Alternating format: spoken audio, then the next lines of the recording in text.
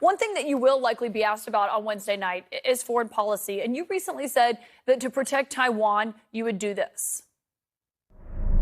Guess what? We'll put a gun in every Taiwanese household, train them how to use it.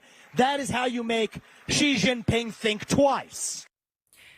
Do you really think that would be a sufficient plan to deter a Chinese invasion if it includes long-range missiles, ground troops, an aerial blockade, a naval blockade? Caitlin, all of the different measures here? Caitlin, of course it's not sufficient. You take that tiny little clip when I've articulated at the Nixon Library last week, a 1-hour speech with a whole range of deterrents. That is part of it. But I've also said that I would pull Russia out of its military alliance with China.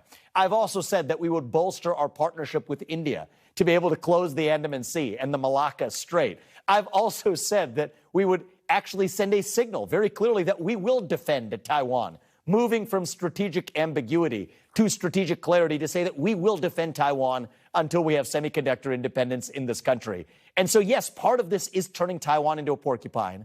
I think exporting our Second Amendment is a relatively free or low-cost way to do that. But I find it laughable that you will take that clip and then put words into my mouth as though that was a sufficient deterrent.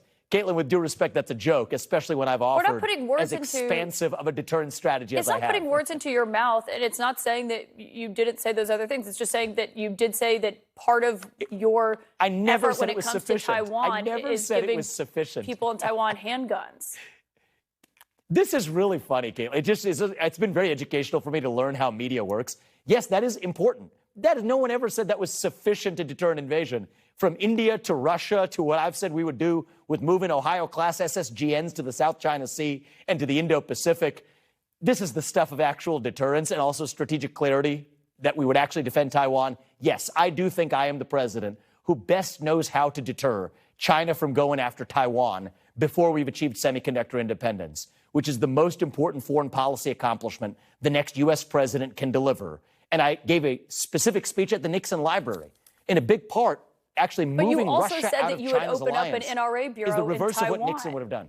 I mean, you also talked about. Yes, I just think when you listen to plans to deter China, it typically focuses on radar systems and missiles that they need, not necessarily AR-15s. Caitlin, you might be able to do this trick better with other candidates who don't really know how to respond to the game. It's not a trick. I'm just simply asking what your plan is with Taiwan and following up on something you suggested. What I have said countless times is strategic partnership with India to close the Malacca Strait if necessary. That's where China gets its Middle Eastern oil supplies. The number one thing to do, I've said, is end the war in Ukraine by pulling apart the Russia-China alliance. Xi Jinping's calculus right now is that if the U.S. actually is in dual conflict with Russia and China, then that makes it easier for China to go after Taiwan. So I say disband that alliance.